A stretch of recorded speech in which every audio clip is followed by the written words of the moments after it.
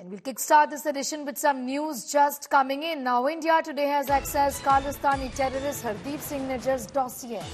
Nijjar's dossier exposes Canadian government's claims. As per the sources, Nijjar played an active role in spotting, networking, training, financing and operationalizing KTF module member. Designated as an individual terrorist under the Unlawful Activities Prevention Act or UAPA by the Ministry of Home Affairs in 2020. Nijjar organized arms training camps in Canada, where he trained individuals in using firearms like AK-47, sniper rifles and pistols. He also sent individuals to India to carry out targeted killings and attacks against political and religious figures. Nijjar's Pakistan connection is what we are talking about. He was a Babbar Khalsa international operative who joined the KTF after Jagtar Singh Tara became the self-styled chief of the outfit in 2013. Thereafter, he went to Pakistan for holding meetings with Tara and ISI officials in the year 2013 and 2014 for strengthening of the KTF and organizing terrorist activities in Punjab.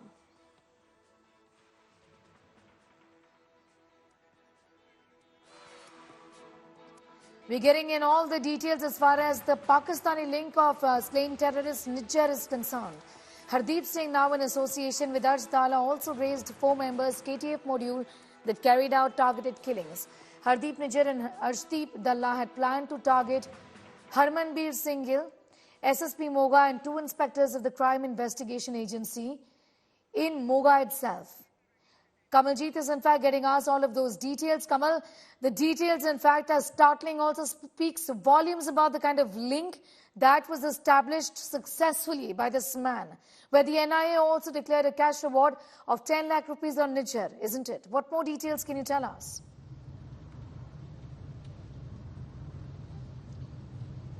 The history of Hardeep Singh Nijjar is that he belonged to Bharsinghpura village.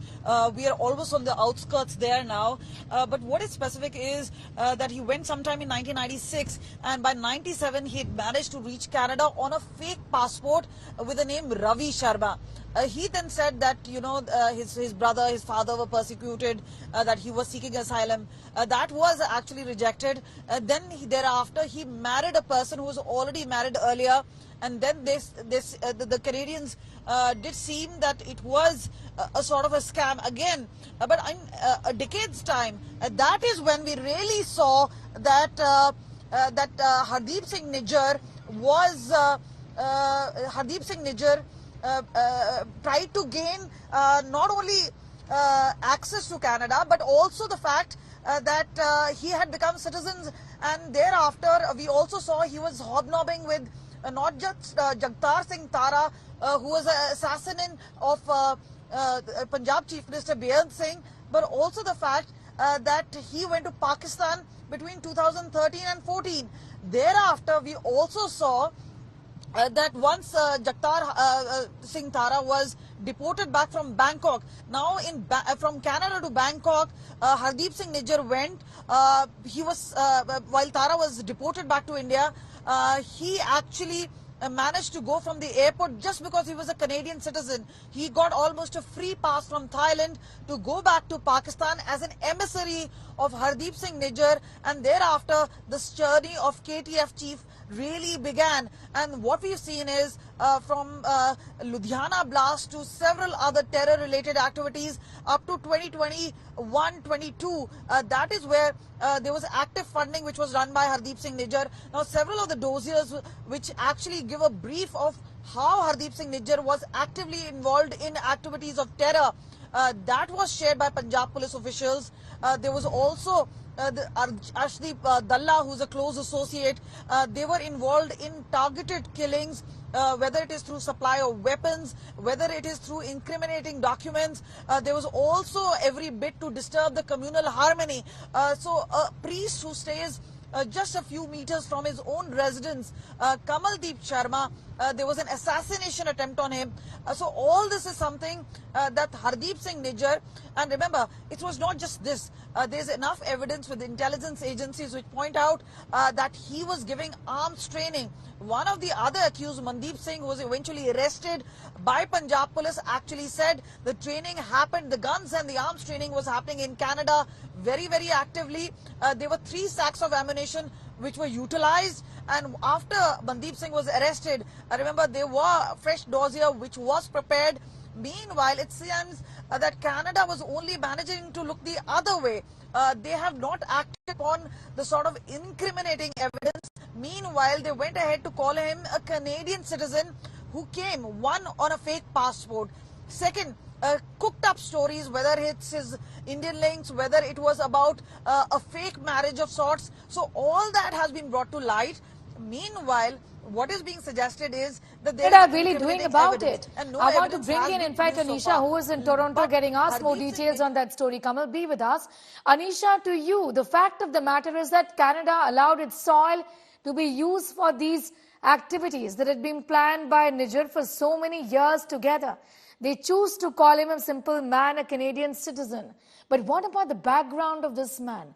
Enough and more to show that this man was a hardcore criminal. Anisha. Well, Sneha, we're in Toronto now, and over the next couple of days, we'll be speaking to the politicians, the people here about this entire controversy. We've been seeing this develop over the last few days, in fact, the last few months, as Canada and its government have continually raised allegations against India and India's involvement. At the same time, as my colleague Kamaljeet Sandhu was pointing out, a detailed dossier regarding Hardeep Singh Nijjar had been shared with the Canadian authorities. India has been trying for the last several years to get Nijjar and other persons associated with him, associated with the pro-Khalistan faction, back to India to answer for their crimes in India and abroad. Canada, of course, saying that this is denying the allegations, even though India has shared the information. On the other hand, Canada is raising allegations against India with regard to the killing of Hardeep Singh Nijjar just 3 months ago. In Toronto and in other parts of Canada, we have been seeing the pro-Khalistan activists as well as the politicians speaking out against India, which is something that India has taken extremely serious note of. We've seen very, very clear, very pointed statements coming from the Ministry of External Affairs in India, asking Canada to actually give any evidence that it really has. At the same time, the US has now waded into this entire controversy, with Secretary of State Anthony Blinken making a statement earlier today. So a lot is developing, and India today will be keeping a very close eye on what is happening. We're here in Canada, and over the next couple of days, we'll be speaking to the politicians and the people here on what is Canada really looking at and what do the people believe. Because right now, with the tensions between India and Canada, the Indians living in Canada are also worried about what is going about their travel, about their ties to the country of their origin in India. Back to you. All right. Anisha, I'm going to thank you for the moment, for getting us those details, also to Kamal for getting us up to speed with all of the developments as far as the dossier connected to Nijjar is concerned. And we're staying with developments from India and Canada and the stalemate between both these nations.